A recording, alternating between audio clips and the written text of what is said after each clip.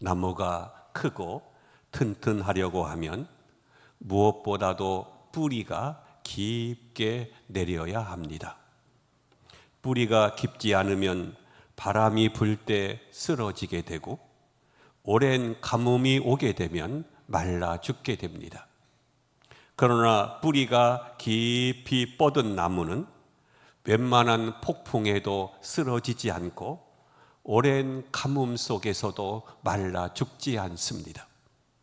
그래서 어떤 나무는 뿌리가 무려 100m까지 뻗은 나무가 있다고 합니다. 훌륭한 신앙은 뿌리가 깊은 나무와도 같습니다. 뿌리가 깊어야 환난의 바람이 불어도 쓰러지지 않고 시험의 햇빛이 내리쬐도 시들지 않고 많은 열매를 맺게 될 것입니다. 훌륭한 신앙의 사람이 되려고 하면 뿌리가 깊어야 합니다. 오늘 본문의 말씀도 뿌리가 깊지 못하면 환난과 시험이 올 때 말라버리고 열매를 맺을 수 없다고 했습니다. 우리가 어떻게 해야 뿌리 깊은 신앙의 사람이 될 수 있겠습니까? 먼저 흙이 깊어야 합니다. 본문 5절과 6절을 보겠습니다. 더러는 흙이 얇은 돌밭에 떨어짐에 흙이 깊지 아니하므로 싹이 나오나 해가 돋은 후에 타서 뿌리가 없으므로 말랐다고 했습니다. 흙이 얇은 돌밭에 떨어진 씨앗은 싹이 나오기는 하지만 뿌리가 깊지 못하므로 해가 돋은 후에 타서 말라 죽었다고 했습니다. 여기서 밭은 사람의 마음이요, 씨앗은 하나님의 말씀이요, 햇빛은 환난과 핍박을 말합니다. 본문 16절과 17절을 보겠습니다. 또 이와 같이 돌밭에 뿌려졌다는 것은 이들을 가리킴이니 곧 말씀을 들을 때에 즉시 기쁨으로 받으나 그 속에 뿌리가 없어 잠깐 견디다가 말씀으로 인하여 환난이나 박해가 일어나는 때에는 곧 넘어지는 자요라고 했습니다. 흙이 얇다는 것은 말씀을 쉽게 받아들이는 것 같지만 마음이 얄팍해서 작은 시험에도 쉽게 넘어지는 것을 말합니다. 다시 말하면 쉽게 기뻐하고 쉽게 흥분하다가 작은 어려움에도 쉽게 낙심하고 쉽게 넘어지는 사람을 말합니다. 다시 말해서 감정의 지배를 잘 받는 사람을 말합니다. 이런 사람은 마치 얇은 냄비가 금방 파르르 끓었다가 금방 식어버리는 사람과 같습니다. 부흥회에 참석하면 혼자 은혜를 다 받은 것처럼 할렐루야를 외치다가도 시험이 오면 놀렐루야 하면서 넘어지는 사람을 말합니다. 그러나 뿌리가 깊은 신자는 감정의 지배를 받지 않고 환경의 변화에 따라서 이랬다 저랬다 하는 사람이 아니라 중심이 깊어서 어떠한 시험에도 흔들리지 않는 사람을 말합니다. 쉽게 기도 응답이 오지 않아도 낙심하지 않습니다. 쉽게 축복이 오지 않고 고난이 와도 낙심하지 않습니다. 뜨끈하거나 않거냐에 좌우되지 않고 뭘 보았거나 신비한 음성을 들은 것에 좌우되지 않고 오직 말씀과 신앙으로 굳게 선 사람을 말합니다. 환경을 의지하지 않고 환경 뒤에 계신 주님을 바라보는 사람입니다. 하늘이 보이거나 구름이 잔뜩 껴서 하늘이 보이지 않아도 구름 너머에 있는 태양을 바라보듯이 주님을 굳건하게 신뢰하는 사람입니다. 두 번째로 숨은 뿌리가 있어야 됩니다. 나무가 튼튼하게 자라려고 하면 보이는 줄기와 잎만 무성해서는 안 되고 보이지 않는 뿌리, 즉 숨겨진 부분이 많아야 합니다. 햇빛에 노출하는 것이 좋다고 뿌리까지 밖으로 나온다면 그 나무는 곧 시들어 죽고 말 것입니다. 이와 같이 튼튼하고 열매를 잘 맺는 성도가 되려고 하면 보이지 않는 부분이 많아야 됩니다. 남이 안 보는 데서 기도를 많이 해야 됩니다. 즉 골방 기도를 많이 해야 됩니다. 남이 안 보는 데서 성경도 많이 보아야 합니다. 그래서 말씀의 뿌리가 깊게 내려야 합니다. 사람들이 보거나 인정해 주지 않아도 봉사를 꾸준하게 하는 사람이어야 합니다. 오른손이 하는 것을 왼손이 모르게 선행을 행하는 사람이어야 합니다. 그것이 뿌리 깊은 나무여 신앙이 튼튼하고 훌륭한 성도입니다. 어저께는 어느 분이 교회 청소를 하다 보니까 전기 청소기가 오래돼서 이렇게 이제 좀 이렇게 잘 되지 않는 것 같아요. 그래서 교회 청소기가 하나 필요하겠구나 해서 전기 청소기를 하나 헌납하신 분이 있습니다. 이분이 누군가 봤더니 옛날에 여기 지금 선명하게 잘 보이잖아요. 빔 프로젝트를 또 무명시로 이렇게 헌납한 그분이더라고요. 자신을 나타내지 않고 이렇게 선한 일을 할 수 있는 사람입니다. 뿌리가 깊지 못한 나무는 말라버리고 마는 것처럼 다 노출되어 남에게 보이려고 신앙생활을 하는 사람은 작은 시험에도 낙심하지 않고 넘어지게 됩니다. 남이 보는 데서만 기도하는 채 하는 사람, 남이 보는 데서만 선을 행하는 사람, 이런 사람은 환난과 핍박이 올 때 넘어지게 됩니다. 남이 보는 데서만 봉사하는 사람은 사람들이 인정하고 칭찬해 주지 않을 때 낙심하게 됩니다. 그래서 예수님께서는 부르짖어서 하는 통성 기도와 합심 기도도 가르치셨지만 남이 보지 않는 골방에서 은밀하게 기도하라. 그러면 은밀한 중에 계시는 하나님께서 보시리라. 그렇게 말씀을 했습니다. 오른손이 하는 것을 왼손이 모르도록 하라고 가르치셨습니다. 보이는 사람들한테 상을 다 받으면 은밀하게 보시는 하나님 앞에서 받을 상이 없다고 말씀하셨습니다. 뿌리는 절대로 밖으로 노출되어서는 안 됩니다. 우리에게 노출되지 않는 부분이 많이 있어야 됩니다. 사도 바울은 3층천에 올라가 하나님의 음성을 듣는 아주 신비한 체험을 했습니다.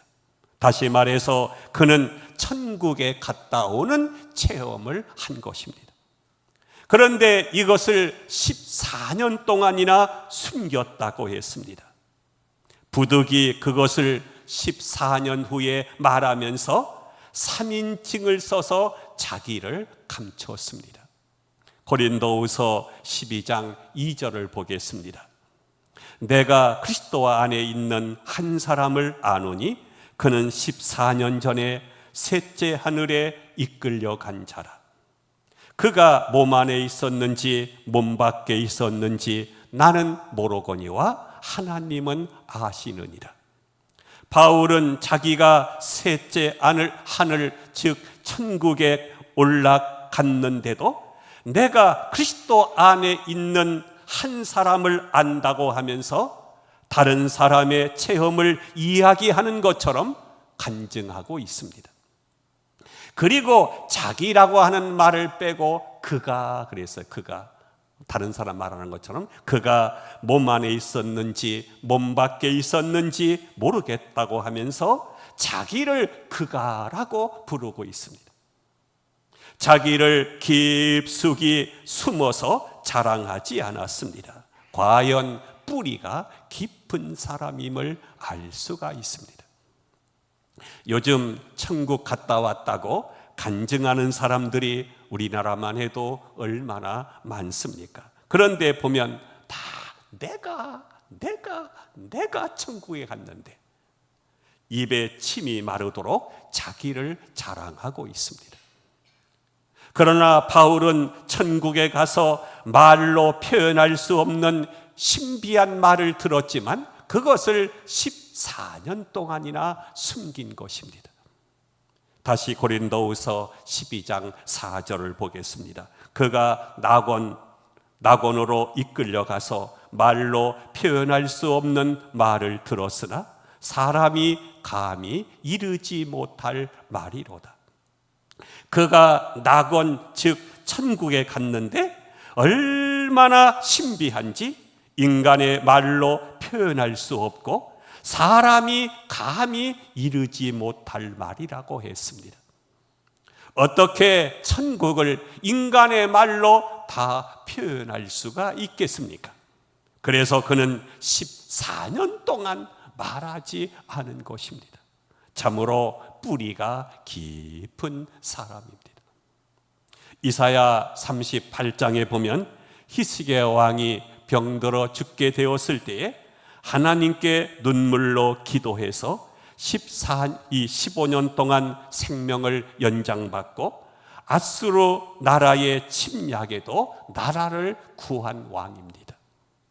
그러자 바벨론에서 이것을 축하하기 위해서 사절단이 많은 예물을 가지고 왔습니다. 이건 진짜 축하하기 위한 것이 아니라 바로 나라를 염탐하러 온 사절단입니다. 그때 히스기야 왕은 너무 기분이 좋아서 궁정에 있는 모든 보물과 무기를 다 보여주며 자랑했습니다. 숨긴 부분이 하나도 없었던 것입니다. 이 일이 있은 후에 하나님께서 큰 노여움과 책망을 하셨습니다. 이사야 39장 6절에 보면 보라 날이 이르리니 내 집에 있는 모든 소유와 내 조상들이 오늘까지 쌓아둔 것이 모두 바벨론으로 옮긴 바 되고 남을 것이 없으리라 여호와의 말이니라. 이렇게 무서운 예언을 했습니다. 적국에 노출시킨 것을 모두 다가 적국에게 빼앗기게 된다는 것입니다. 그래서 히스기야 왕은 나라가 짓밟히고 자기 두 눈이 뽑혀서 결국은 바벨론 땅에 끌려갔습니다. 히스기야 왕의 제목을 붙인다고 하면 노출죄라 그렇게 말할 수가 있을 것입니다. 그가 죽을 병에 걸렸다가 하나님의 은혜로 살아났으면 하나님을 자랑했어야 했습니다. 하나님께서 내 죽을 목숨을 살려주셨습니다. 그리고 하나님이 천사를 보내서 아수르 군사 18만 5천 명을 물리쳐 주셨습니다. 우리나라는 하나님이 도우시는 나라입니다 라고 하면서 하나님께만 영광을 돌리고 하나님을 자랑했어야 되는데 그는 당장의 기분에 들떠서 군사적인 무기와 보물 창고를 자랑하다가 결국은 그것을 다 빼앗기고 만 것입니다. 성도 여러분, 영적인 생활에 있어서도 숨긴 부분이 있어야 뿌리가 깊은 성도인 것입니다. 그래야 환난과 핍박이 와도 낙심하거나 좌절하지 않고 믿음으로 굳건하게 승리하게 됩니다. 상황과 기분에 따라서 신앙생활하지 말고 뿌리가 깊은 성도가 되시기를 바랍니다. 세 번째로 뿌리가 깊은 나무가 되려고 하면 굳은 돌이 제거되어야 합니다. 흙 밑에 굳은 돌이 있으면 씨앗이 뿌리를 내리지 못합니다. 그러므로 굳은 돌멩이들을 제거해야 됩니다. 이와 같이 성도들의 마음속에 굳은 돌멩이처럼 자기 고집이 있는 사람, 강팍한 자아가 숨어 있는 사람은 말씀의 뿌리가 깊이 내릴 수가 없습니다. 그러므로 에스겔서 36장 26절에 보면 너의 육신에서 굳은 마음을 제거하고 부드러운 마음을 주라 라고 했습니다. 죄와 교만으로 마음이 굳어진 사람은 말씀을 깊이 받아들이지 않고 건성으로 듣게 됩니다. 자아가 강하기 때문에 말씀을 순수하게 받아들이지 못합니다. 제멋대로 해석하고 남을 비판합니다. 또 이리 굳은 돌들은 제거되지 않는 숨은 죄를 말합니다. 숨은 죄가 있는 사람은 흙 밑으로 깊숙이 뿌리가 내릴 수가 없습니다. 건성으로 예배드리고 교회 또 건성으로 왔다가 그냥 돌아갑니다. 마음이 점점 강팍해집니다. 강팍해지는 것은 뻣뻣하고 목이 곧다는 뜻입니다. 여러분, 이 육신의 병 중에서도 이 굳어지는 병들이 참 무섭습니다. 예를 들어서 간 경화증, 동맥 경화증 등은 모두가 굳어짐으로 생기는 병입니다. 암도 세포가 이 단단하게 돌같이 굳어져서 결국은 목숨을 잃는 병입니다. 참으로 무서운 병이죠. 그러나 마음이 굳어지는 것은 더 무서운 병입니다. 이런 사람은 말씀을 들어도 은혜를 받지 못하고 가시 노릇하다가 결국에는 멸망에 빠지게 됩니다. 굳어지면 피가 통하지 않고 생명이 위급하게 됩니다. 하나님께서 사랑하는 성도들을 강팍한 대로 내버려 두지 않습니다. 고난의 방망이로 깨트리십니다. 실패와 낭패 그리고 연단의 방뱅이를 들어서 깨트리십니다. 시험과 시련의 방망이로 깨트리십니다. 제가 오래전에 질그릇 만드는 공장을 방문한 적이 있는데 보니까 꽃갱이와 삽으로 흙을 파다가 물에 풀어서 이것을 채로 거른 다음 햇볕에 말려서 그것을 흙벽돌처럼 덩어리로 잘라다가 또 방망이로 깨트립니다. 큰 덩어리는 큰 방망이로, 작은 덩어리는 작은 방망이로 인절미를 치듯이 포돌포돌하게 두들겨서 예쁜 그릇을 만드는 것을 보았습니다. 하나님은 토기장이와 같으셔서 곡괭이나 삽으로 찍듯이 고난을 통해서 찍어내어 하나님께로 부르십니다.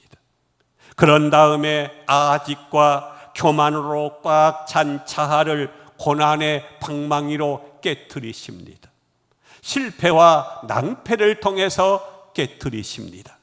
시련의 방망이로 깨트리십니다. 이렇게 속이 깨어지고 바스라져서 보들보들해져야 귀한 그릇을 만들 수 있고 그곳에 축복을 담을 수가 있는 것입니다. 시편 51편 17절에 하나님께서 구하시는 제사는 상한 심령이라. 하나님이여 상하고 통회하는 마음을 주께서 멸시하지 아니하시리이다 라고 했습니다. 하나님께서 기뻐 받으시는 심령은 깨어지고 바스러진 심령이라는 것입니다. 이런 사람은 말씀을 받을 때 두렵고 떨림으로 받습니다. 이사야 62장 2절에 보면 무릇 마음이 가난하고 심령에 통회하며 내 말을 듣고 떠는 자, 그 사람은 내가 돌보려니와 라고 했습니다. 자아가 빨리 깨어져서 부드러운 마음으로 말씀을 받는 자가 복이 있습니다. 아무쪼록 우리 모두는 강팍하고 굳은 마음을 제거하여 흙이 깊고 뿌리가 깊은 신앙인이 되어서 영육 간의 축복의 과실이 많이 맺히는 복된 성도로 살아갈 수 있기를 주님의 이름으로 축원함을 드립니다.